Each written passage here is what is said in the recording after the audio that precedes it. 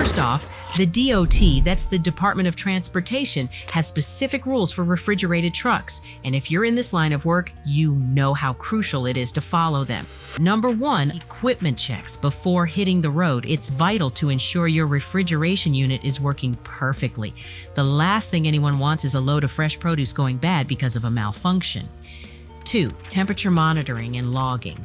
Now here's an interesting stat for you. Did you know that over 20,000 loads get rejected annually because of improper temperature control? That's a lot of wasted cargo, so always keep a record of your temperature logs.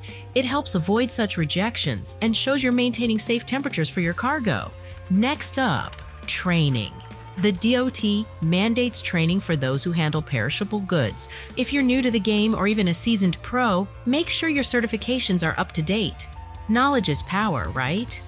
One more thing before I forget about load securement. Even in refrigerated trucks, loads have to be properly secured.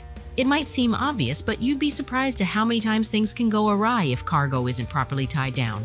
And here's something for the tech-savvy folks. Using electronic logging devices, or ELDs, can make your life easier. It automatically records drive time, ensuring you don't exceed the driving hours limit and that you get adequate rest. It not only helps during inspections, but also ensures a smooth delivery process.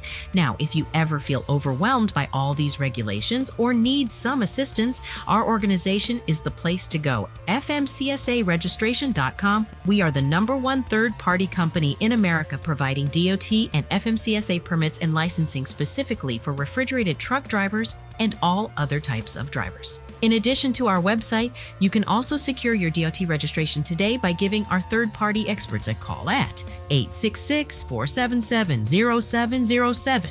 What is your opinion on DOT regulations for refrigerated trucks? Do they seem reasonable or harsh to you? Drop a comment below and let us know your thoughts.